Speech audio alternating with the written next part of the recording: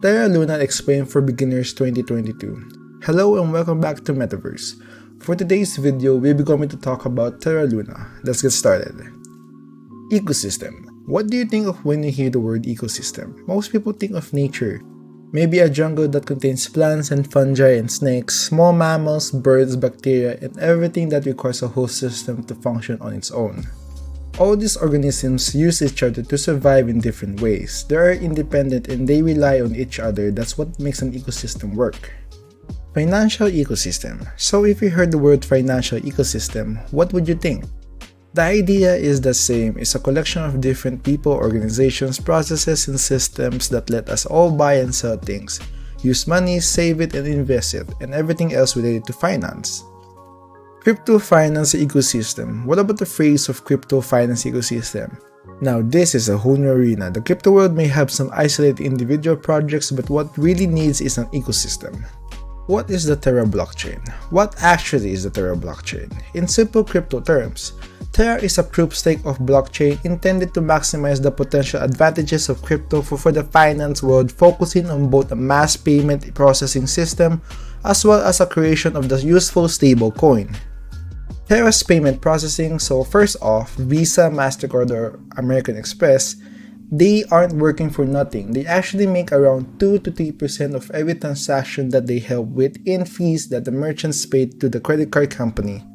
Now for us, this doesn't sound like a lot, but if everyone goes in a gas station and buys one bag of flaming hot Cheetos for $2, those fees really start to add up. The key here is that Terra caps fees at 1%, and that's just the cap. In fact, fees are actually much lower than 1%. And you can see the benefits of merchants switching to the Terra blockchain. And other crypto systems have done this before, but here's what they haven't done because of other than payment processing. Terra has other cool features that definitely set it apart from other cryptocurrencies and even from other finance processes and products. The stablecoin of part of Terra. So think about this question. Terra uses a blockchain, right? And Bitcoin uses a blockchain too. Well, what's the difference? Why would a merchant want to use Terra when they could use Bitcoin? Well, here's the thing. Bitcoin is volatile. The value of Bitcoin measured in dollars changes constantly, all day long. This is important because we usually measure things in dollars. Whenever there's a bag of candy, a car payment, or your rent, everyone thinks in dollar bills. The volatility problem inspires something called stablecoin. Stablecoins are pegged to flat currencies. Stablecoins are simple cryptocurrencies that are pegged to flat currencies. So if people have measured their wealth in these flat currencies and they use this flat currency, most consistently they don't want to use something like Bitcoin, which would change value because nobody wants to be the guy who spent 10,000 Bitcoins on some pizza at the time. It may have been only $20 worth, but if these many people fear that there may be a chance it could go up, and if they accept it as a purchase, they also have a fear that maybe the price will go down. Now the core idea here is that we want to create a separate channel for one to make payments and other to invest in. We don't want them to be the same thing. We want our money to have a stable value so that we can expect that it will be worth the same thing tomorrow and the next day and hopefully the next year. Stablecoin algorithm. Terra solves this by using a stablecoin algorithm that allows certain tokens on the network to stay at a single price. So Terra actually has a stablecoin for several different currencies like the US dollars, which is represented UST, the Korean won represented as KRT, and the euro represented as EUT. Now, these are simple ways of using cryptocurrency to transact in a simple, faster, and cheaper way than before. So simply put, Terra is attempting to bring the advantages of crypto, DeFi, and all those decentralized applications, but without the volatility and unpredictable of the prices. What about the Titan crash? Algorithmic stablecoins never work well. So far, Terra's worked. I'm gonna bring up the recent Titan and Iron Finance's algorithmic stablecoin crash. Because it seems similar when we dig into why they crashed, it was mostly because there was no reason to hold Titan or Iron other than to use them to make more money. And this was essentially a Ponzi scheme in the crypto world. Now I venture to say that Terra is different because they created a stablecoin with a purpose. In fact, Terra is built around an entire blockchain ecosystem for all the dApps and platforms to use, while Titan was simply a get-rich-quick yield farming opportunity. That was a pump and dump on, and even more so, it was on someone else's blockchain. Think about this. Even Ethereum itself, where does it get its value from? It gets its value from the ecosystem surrounding Ethereum, all the dApps and the smart contracts and protocols. This is exactly what also Terra stablecoins are banking on as well. Now we may be wrong and Terra may crash in the future, but as far as the research that we have performed, this process has worked pretty far. And it does appear quite different from the Titan and Iron Finance's death spiral. What is Luna? The Terra ecosystem holds two assets at its heart, the native network coin which is called Luna and the stablecoin which is called UST. Now the power of Luna is a bit different than in other projects because it is actually used to maintain the stable value of Terra. But the idea is the same. Luna is a token that is used to keep the price of Terra at exactly $1. It is also used for network fees. Let me explain how this works. When the value of the UST is mismatched to the value of a real US dollar, basically they use Luna to incentivize people to do certain things to stabilize the price. They do this either by burning their UST or cremating more of it to manipulate the value, and the people that proactively help the network stay stable are incentivized with profits. If Terra is over $1, the answer is simple. You can always reduce the price of something by making more of it, and that's exactly what they do now. You might be wondering who they give all these extra Terra coins to. Well, as they give it to the people that trade in their Luna tokens, but they do it for a very small but also important profit. Next up, what happens if Luna goes under $1? How do they bring it back up? Well, if it goes under $1, you can actually trade your Terra coins in for $1 value of Luna again, making a very small but meaningful profit.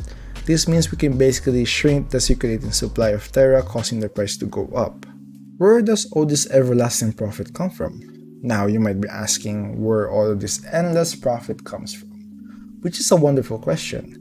The profit seems to come from money flowing into the ecosystem as more and more people buy USD Luna will grow in price, although it does seem to happen that a small portion of the profit goes to those who help keep USD stable. However, when people start taking their money out of ecosystem, Luna will fall in sold price, so the value is taken from people who hold the Luna token. Now brings us to another question. Why on earth would you hold Luna?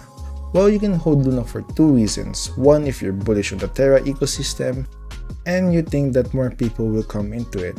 And two, if you actually want to do anything on the Terra network, you have to hold Luna, as Luna is the native coin that allows you to do things, so this immediately makes it very different from the death spiral that Titan and Iron Finances experience.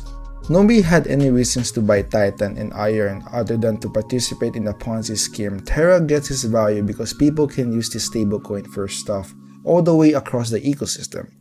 What can you do with Terra? What can you do with Terra now? As we indicated earlier, Terra is more of a crypto ecosystem with a variety of initiatives, with the goal of simplifying transactions by using stablecoins and using those stablecoins to allow the use of finance tools in a way that is easier for people to understand and actually think in dollar amounts. So Terra has two big protocols called Anchor and Mirror. First of all, the Mirror protocol, which allows for the creation of what they call in assets. Basically, representation of other assets is very similar to exchange-traded funds or ELPs on the stock exchange. Now that was a bunch of fancy words, and here at Whitebird Crypto, we like to make it simple. So that basically means you can buy US stocks or precious metals like gold or even European real estates, no matter where you are in the world without anybody's permission, and you can do it fractionally. I personally think that this is a great idea, and it's actually been used and working for like 2 years now. But it does use something called synthetic assets, and some experts have an issue with that overall, though the Mirror protocol brings people to buy Luna and USD.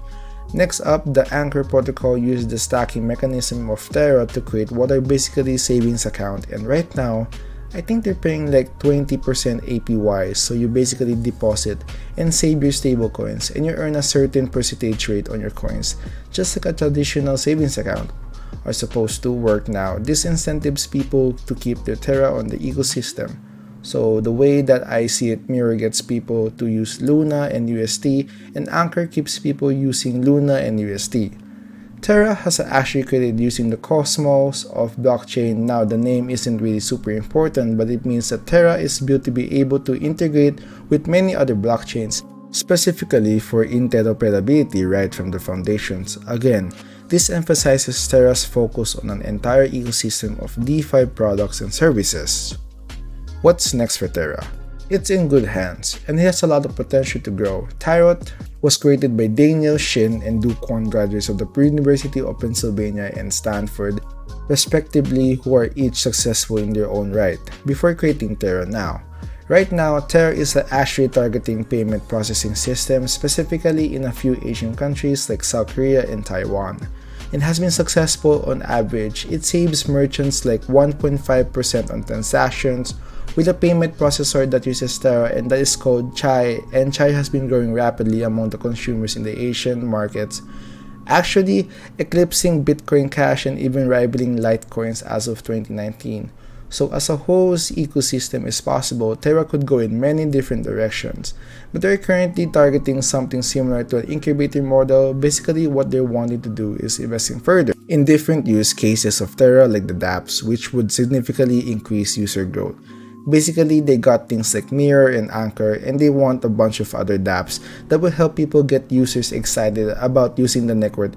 Personally, whatever direction Terra takes, they are going to be a coin in a system. So, what are your thoughts about this topic? Do you think this video is useful? Please let me know by leaving a comment below. And if you enjoyed this video, please press the like button, turn on the notification bell, and subscribe to our channel for more videos like this. Thank you for stopping by to watch. See you in the next video. Bye! Next video.